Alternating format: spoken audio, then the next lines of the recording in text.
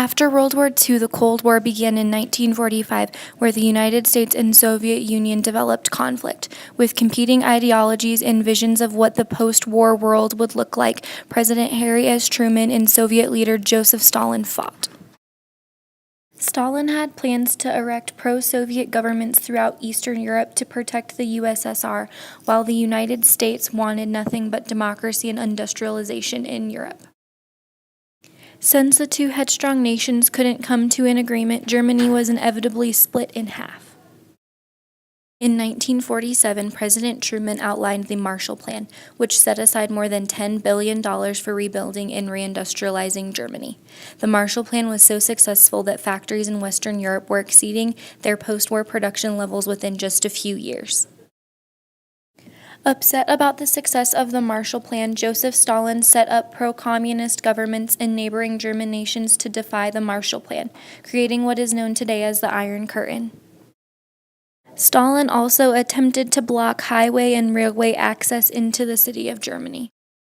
In an attempt to make sure that Germany did not turn communist, President Truman established NATO, the Northern Atlantic Treaty Organization. Up until 1952, the U.S. was the only nation with atomic weapons. With conflict between the U.S. and USSR escalating very quickly, the USSR felt the need to develop their own atomic weapons, starting the arms race. The conflict in Vietnam directly mirrored that of the Cold War in the respects that all nations avoided direct conflict. The Soviets took the side of the strong northern Vietnamese government, while the U.S. backed the corrupted southern Vietnamese government. With potential for nuclear conflict, the United States stayed in Vietnam fighting for unification of the Vietnamese government. World War II divided Korea into a communist northern half and an American-occupied southern half. The Korean War was a civil war between the communists and capitalists, with the Soviets and U.S. fighting on their respective sides. In 1953, after much conflict and no resolution, a peace treaty was signed ending the Korean War.